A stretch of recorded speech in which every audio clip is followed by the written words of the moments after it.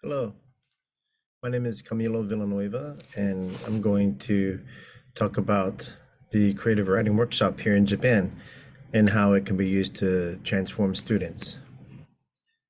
I'm a EFL lecturer at Nagoya University of Foreign Studies, and I'm also a doctoral student in the English Pedagogy program at Murray State University. My focus is on teaching literature and creative writing studies.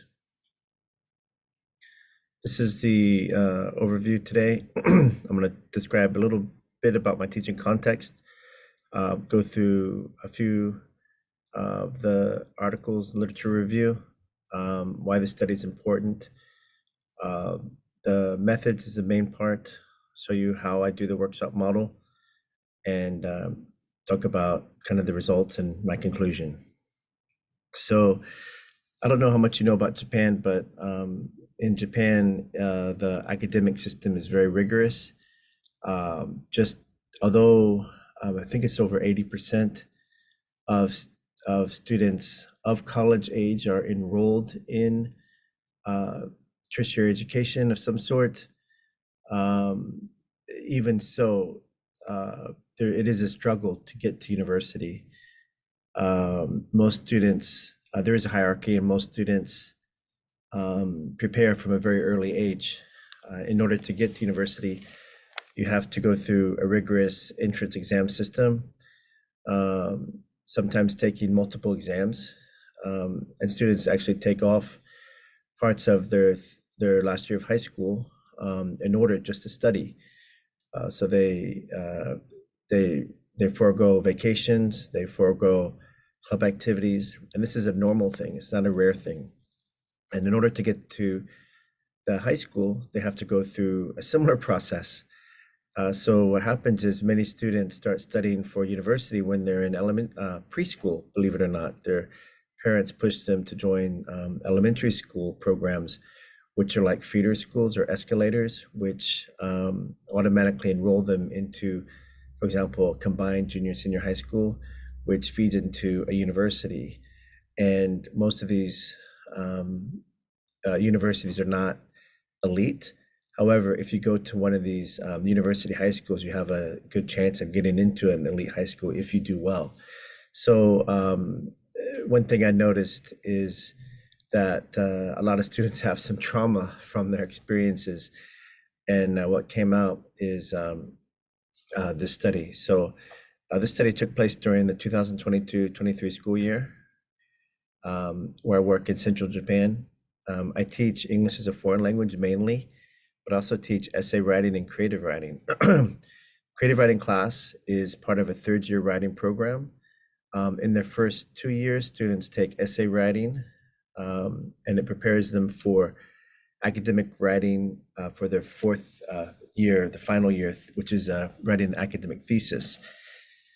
However, about 5 years ago, at my university, they started to offer genres. So rather than just academic writing in the third year, they allowed teachers to choose to teach different topics, not only creative writing, but also journalism, thesis writing, business writing, etc. In my context, and during the school year, two other teachers were teaching creative writing. Those teachers taught a little bit differently. One had poetry and travel writing, and the other used creative writing activities without focusing on any particular genre of creative writing. In my case, I taught only fiction for the entire year. And some of the students are called repeaters, so they struggled to pass previous third year writing classes. So, and also my class was kind of an overflow class, so students weren't students were assigned to my class. They didn't choose it because they didn't know me, since last year was my first year teaching at this university. This university is very much like other universities in Japan, where academic writing is favored over any other type of writing. So that was kind of my teaching context briefly. The literature review, I mentioned that about 5 years ago, creative writing was being offered, and this was from Maloney. In 2019, he wrote about this, how creative writing should be used in EFL contexts. He's an advocate of creative writing at universities in Japan. Unfortunately, he doesn't include a workshop model. So there is very little research on creative writers workshop in Japan in EFL. I presented earlier this year, and this paper will hopefully be published later this year on digital tools used to teach creative writing. It related to this class. Some of the students created a video representation of their stories, and if you're interested, you can investigate that. These stories were designed using PowerPoint and Zoom as recording apparatuses. This past year, I taught the class online, but this year will be in person. And one note is peer review is something that's used in Japan in writing courses. However, it's very different from the workshop model, which I'm going to present to you today. Regarding creativity, I wanted to kind of give a definition of that. And I picked up a book by E.O. Wilson recently. It was written in 2017. And I was surprised to see a biologist give a pretty good definition of what creativity is. And he says that it is a quest for, quote, self-understanding, end quote.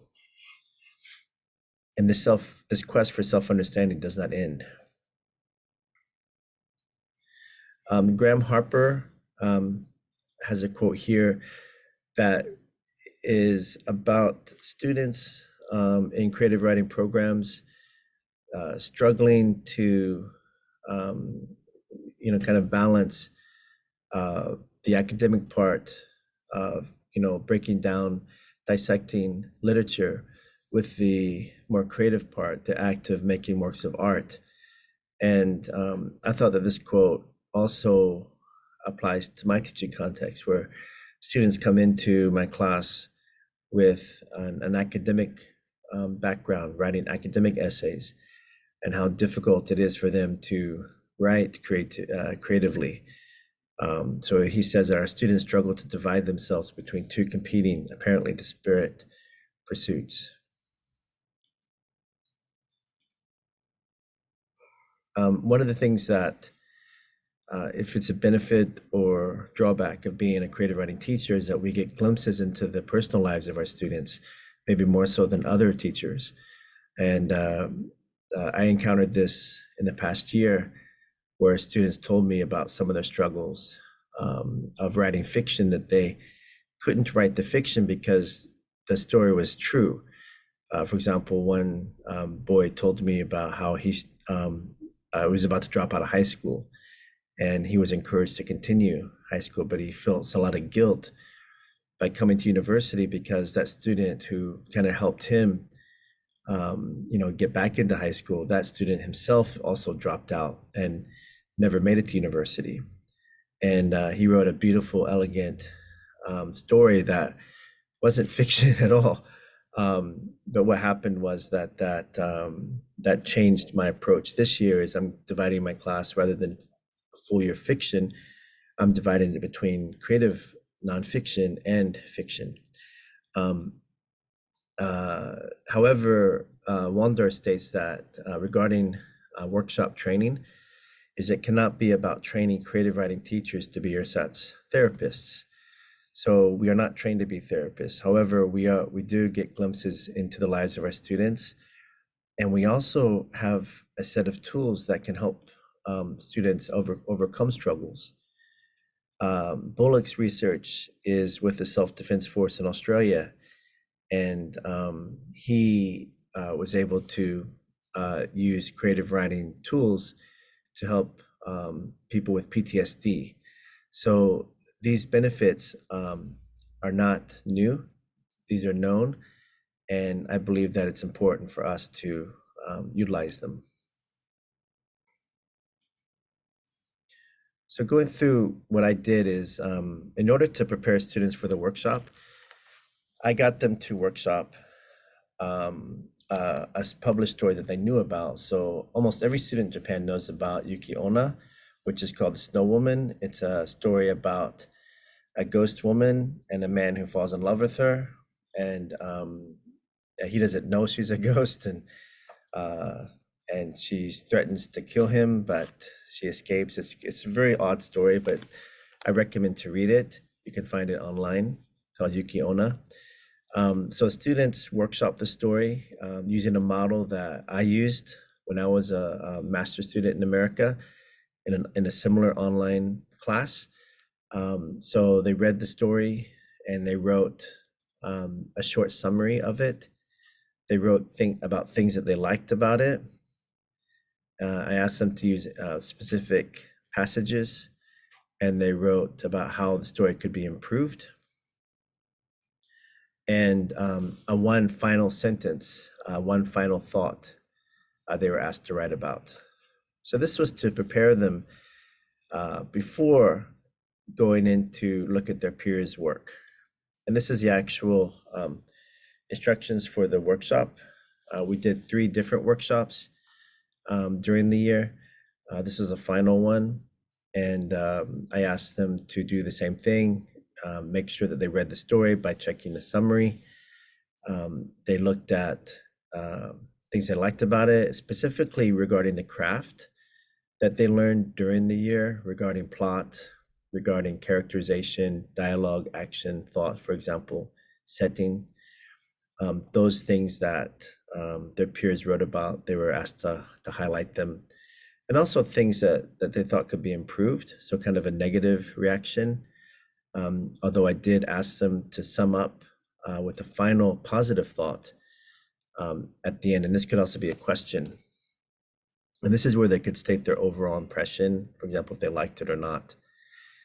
In addition to this, to what they did in the practice session, I asked them to highlight the Google document of their peer, and they did look at 2 stories from their peers, and I thought it was a success. This is a rubric, and rather than grading holistically, I used a specific points to look for. I think this helped guide the students, and it also resulted in pretty high scores. So their workshop score was tied to their own story score. So the story submission and the workshop submission were all one score together. If they wrote at least 50 words in the summary, they got full points. And then this is the rubric for the good points. So if they didn't write enough, they were reduced. And things to improve on. And some of the students provided impressions that were maybe inaccurate, and I corrected these on the spot. And this would be in the Google document, for example. I was able to make an immediate comment stating whether or not this was actually true. Some students would say, you should do this. So I would comment and say that this was actually fine.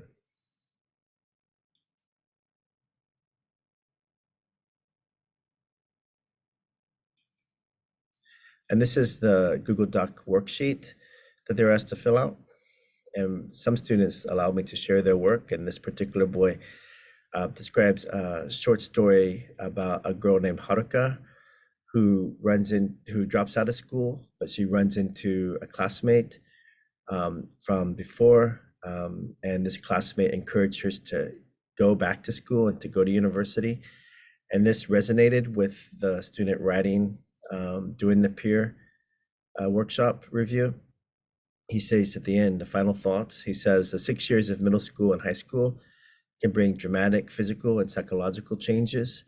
And combined with my own experiences, I could very much relate to the protagonist's surprise and anxiety about the blank period of time. I'm not sure what he means about the blank period of time, but maybe the time where Haruka was doing nothing. So I thought that this was very revealing of the experiences I told you about, how students really struggle just to get to this point. And it comes out in their fiction.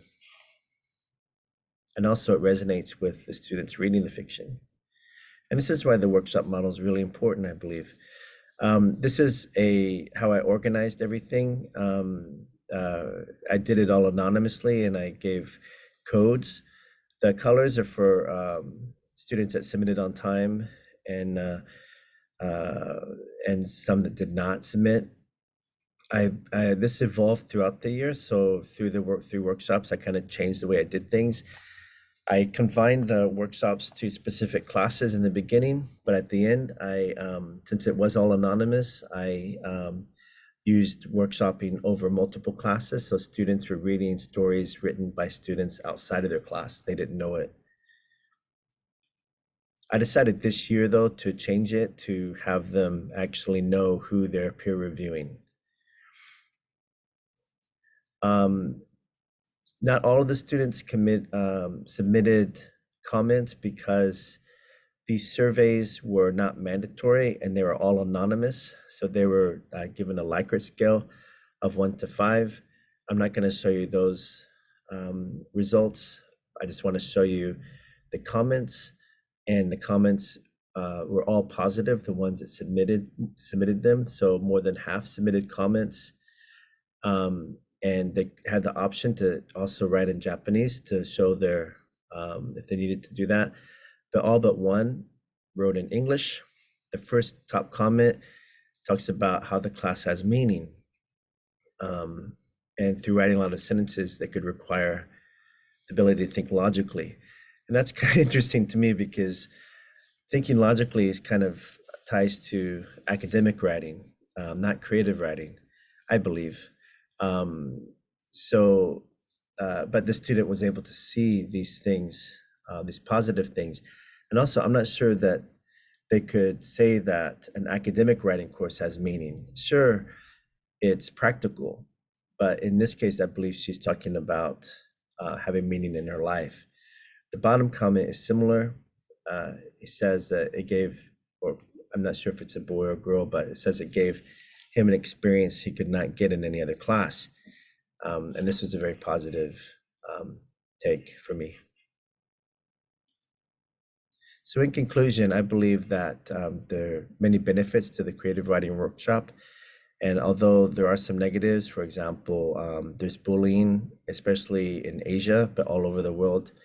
There are a lot of drawbacks to using the workshop model, especially when it comes to shaping writers, focusing on specific aspects of craft, and is it in fact, are Western writers like myself, are we trying to mold the young writers that we teach? Are we trying to mold them to be like Western standards?